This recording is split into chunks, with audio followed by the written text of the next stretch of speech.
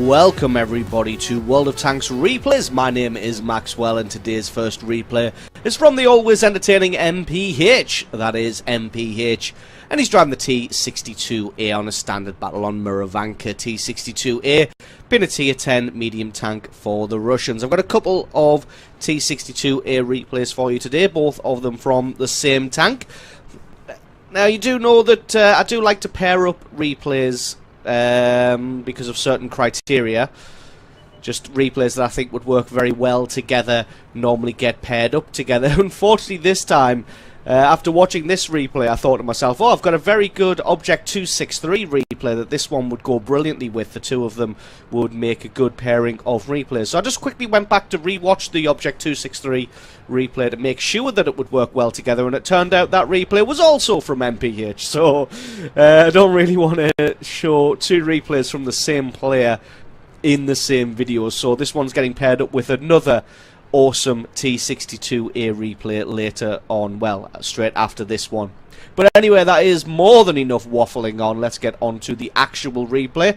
MPH going to be heading to the right-hand flank into the forest, trying to tell his friends not to camp right at the back there, because it's very, very difficult for them to be able to hit anything. You can see he even says in chat, "You are useless there," which is absolutely right. There isn't very much of the magical forest that those guys can see from that position anymore.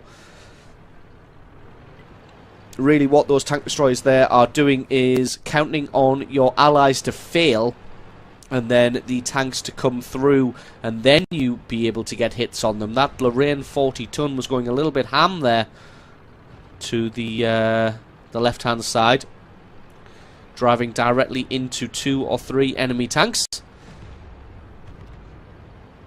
MPH going to be a little smarter and just flanking around the right-hand side here. That Lorraine still going full ham, but he has survived and done a little bit of damage. MPH gets a lovely hit through the side of the turret of the AMX 5100, and he's not going to be able to get away. He gets taken out now for kill number 1. There was a Waffenträger E100 in the background there, so he's got to be careful. Decides to spin around and have a look towards the centre of the map. Does get spotted out by somebody. There is a 110 behind him. Decides to flee. Does get a good hit through the front armour of the 110 as he's making his way away and spins his front armour onto target. So the 110's not going to have too much of an easy time penetrating him. But the 5-second reload on this cannon means that he's able to very quickly work down the 110 and get him taken out for kill number 2.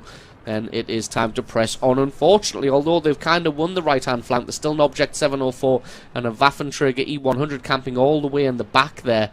Those two tank destroyers are going to have an easy time holding up the Allied advance, at least for the time being. MPH spots an AMX 1375, making a break for the rear line. See, is heading towards the Tortoise and the artillery. To be honest, the Tortoise is more than useless where he is at the moment, so losing him would be no big thing, even though he manages to take out the MX 1375. But MPH didn't want to have his artillery taken out either, as the 1375 would almost certainly have spotted the artillery there. Gets a lovely hit on this T-54 that just decided to come through with the 1375. Allies winning this one convincingly at 8 kills to 4 now. This one looks like it is pretty much all in the bag. So MPH going to link up with his other 2 medium tanks in the centre here and maybe try and work their way through the middle village. Still got a couple of tanks on that left-hand side, and like I said, that Object 704 and that Waffenträger E100 camped all the way in the back there. They are going to be tough customers to remove. Tortoise finally making a move. Object 416 dropping all the way back to the back of the map for some reason. No enemy tanks on the A line at the moment. Not sure what he's doing there. MPH decides to take extra care aiming to get a shot through the rear wheel of the Object 704 to track him. Object 704 either used a repair kit or has a very, very fast repair skill as he gets moving very, very quickly indeed. But he's focused on whatever target it is in front of him. Then MPH gets a second shot through his drive wheel there. Artillery does land. but it is nowhere near accurate enough. Gets another shot through the drive wheel and doing hull damage. One more shot should be enough to take him out. Take him out he does for kill number 3, and that just leaves the Waffenträger E100 versus that Tortoise, that Leopard PT, and that T110 E3. These guys should have an easy enough time taking out that one tank destroyer. So MPH decides to head back to the north of the map, because somehow, even though the fight was very, very even on that left-hand side, the enemy team has decided to man up, and they've gotten the advantage on that one. Can't quite find a shot on that Waffenträger E100. So the enemy team did a fantastic job of overwhelming them on that flank, and MPH gets a great shot on the Leopard PT to take out his track. 5.5 seconds on reload, and he takes him out for kill number 4. Still got a base capture going off. Going to allow the Tortoise just to charge through the open field there. He's got the armor and he's got the hit points. Going to really just allow him to be the strangest scout in the world. Looks like everybody's actually abandoned this right-hand flank now, and the Allied team actually losing this one. From winning 8-4, they're now losing 10-11. That Waffenträger E100 seems to have scared everyone off. Lots and lots of bushes between himself and the Allied base. Does spot out the E50M. E50M not quite accurate enough, and he's taking so much fire from every single angle, and he falls now to the combined fire of the Allied team. Now they've got to regroup, reform, and come up with a new plan. MPH going to head back through the centre. They've got a Leopard 1 E100 and a Waffenträger E100 on the enemy team, along with the artillery against the T-62A, the Leopard PTA, the Tortoise. All of them, actually, if we just take a quick look there, it looks like the Leopard PTA and the Tortoise both on full health. So the Allies might have the better time of this one, as the E100's on less than half health and the Leopard 1 is on less than half health. So this should really be a pretty straightforward victory, to be honest. I'm going to try and get a shot on that Leopard 1, but it looks like he's hiding behind the building. And MPH just going to hold their attention here while his ally in the Leopard PTA flanks around the right-hand side, and the Tortoise comes down the left. Although, to be honest, with the speed of the Tortoise, just see a tree fall in the distance there, which means the Leopard PT is almost certainly coming around that left-hand side. MPH just waiting. The Leopard 1 is going to be more than a match for the Leopard PTA, but he's only got 700 and some hit points. E100 fires.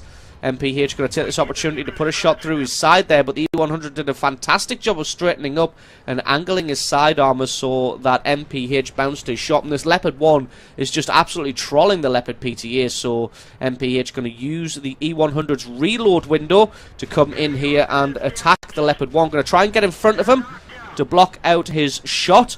The Leopard PTA hits him for a good hit, and MPH rams him to take him out. Waffenträger E100 appears on the left-hand side. He takes out the E100 takes out the Leopard PTA, and MPH takes out the Waffenträger. Now he tries to dodge the ram from the E100, has a shot, but that one just goes into one of the corpses here, trying to use the corpse of this fallen 110, I believe it is, from earlier, to try and keep himself safe from this E100. Going to wait for his artillery to come in. The Tortoise has still been more than useless, still hasn't even arrived in the fight yet.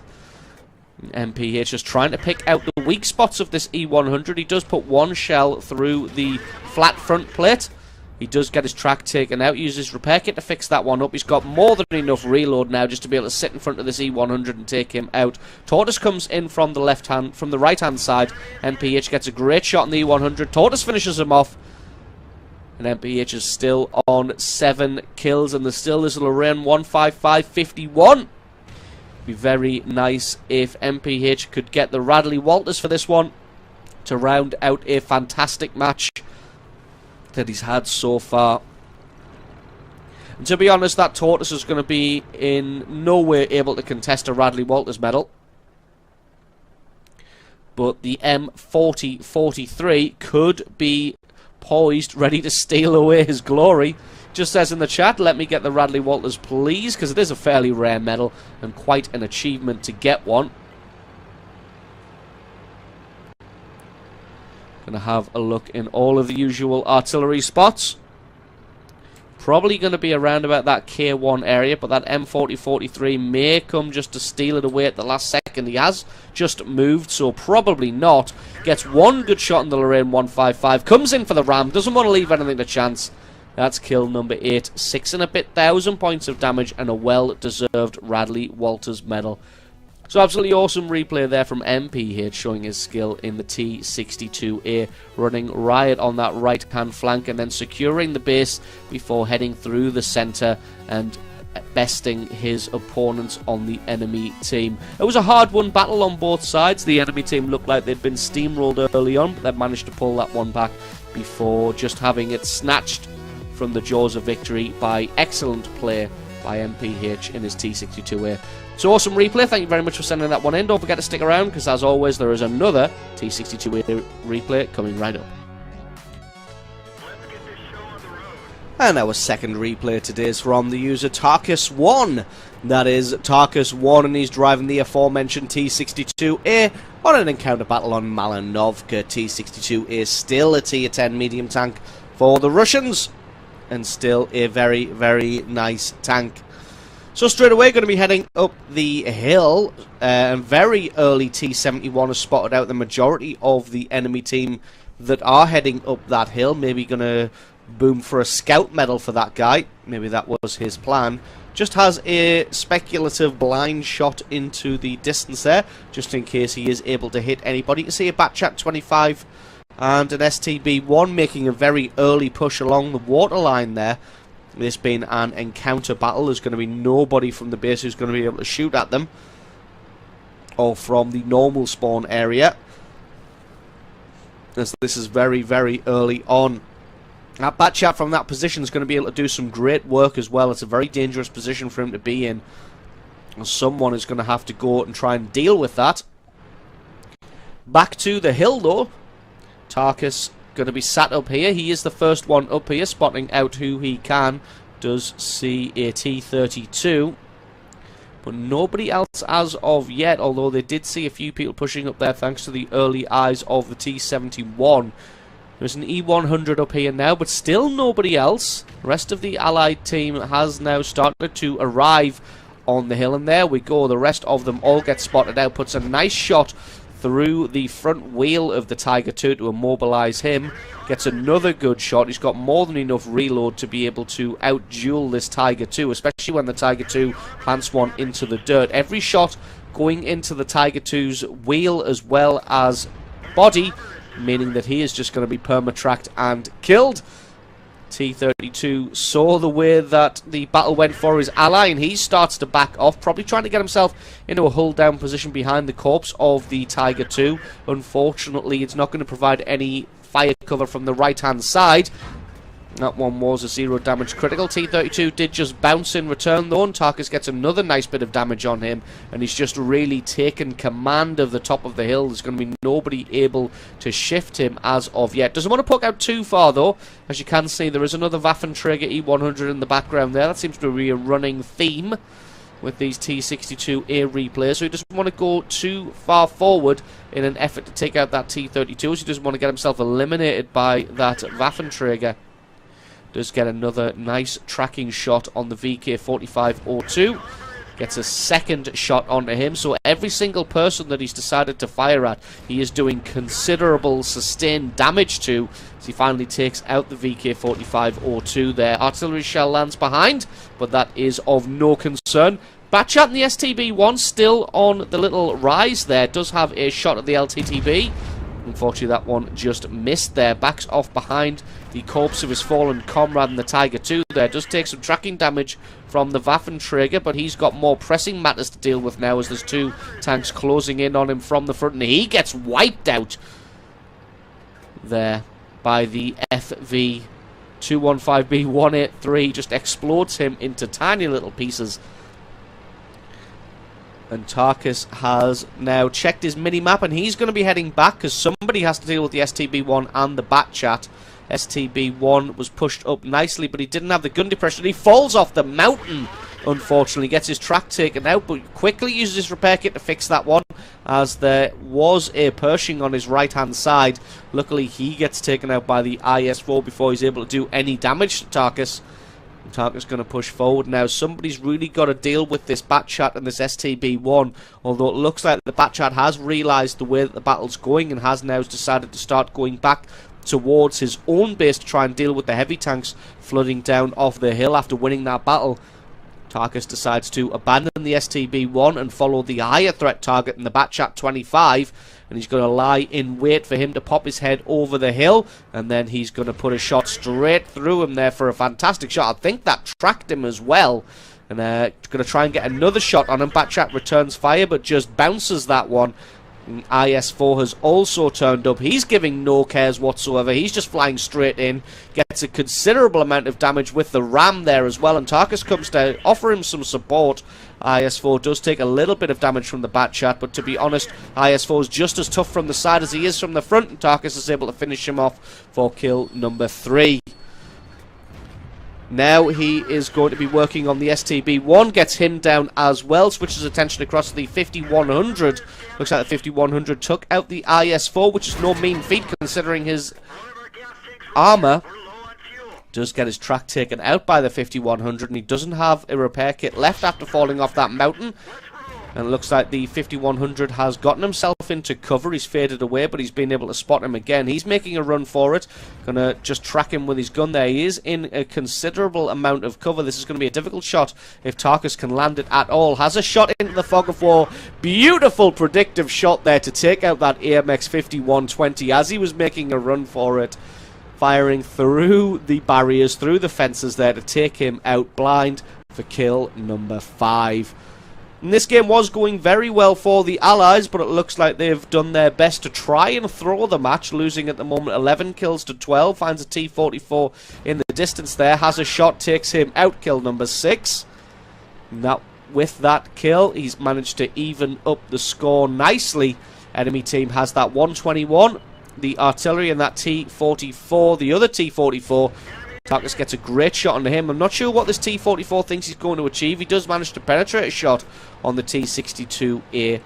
Just snuck that one through the side armor. The Allies have the T-62A of Tarkus. They have that Death Star and that IS-3. The artillery gets found. The artillery gets wiped out by himself and that IS-3. But after firing a shell, he's able to take Tarkus down to 195 hit points. So he's got to play it very, very carefully. Not sure how many hit points this 121 has. Last time he was spotted was way over on that left-hand side where the IS-3 is making a move to. Tarkus got to be careful here, because if this T-44 has loaded up the premium shells, he's going to find it easy to penetrate and take out the T-62A, so he's got to play it carefully. Waiting for his allies to close in a little bit. He's got that 183 on the right-hand side and that IS-3 on the far left. 121 still in the exact position, although he is on full hit points. I'm not sure what he was thinking he was going to achieve all the way over that side of the battlefield, lying in wait for people who weren't really there. Except for this IS-3, this 121 is going to make short work of that IS-3, take him out, and then he's going to press on forward. Looks like he gets his track taken out, possibly by the Death Star there, the 183. Tarkus just staying in a half-hull down position, going to try and get some good hits onto him. Able to take him out for kill number 7. That just leaves the T-44. If I remember rightly, the T-44 only has 319 hit points left, so that's just going to be a one-shot. Tarkus makes a move as he thought that T-44 was probably flanking around behind him, and indeed he probably was trying to. Tarkus just needs one more shot for a Radley Walters medal. He takes it, he gets it. Kill number 8. Almost 7,000 points of damage. GG and the victory. So absolutely awesome replay there from Tarkus 1, showing his skills in the T-62A, being instrumental in his team's victory, taking and holding the hill in a commanding position, and then reacting to threats at the right time to eliminate the enemy team's best tanks as and when needed. So awesome replay from you. Thank you very much for sending that one in. Don't forget, guys, if you've got yourself a great replay, send that in to replay@screenreality.com. The link for that's in the description. Just attach the replay file itself or the link to the What Replay website to the email, and I can check that one out for you. And don't forget, if you enjoyed this video, you found it useful, informative, you learned something, or you just enjoyed it, think about hitting that subscribe button, because there's a lot more World of Tanks content on this channel. I have been Maxwell, this has been World of Tanks Replays, and I'll catch you guys next time.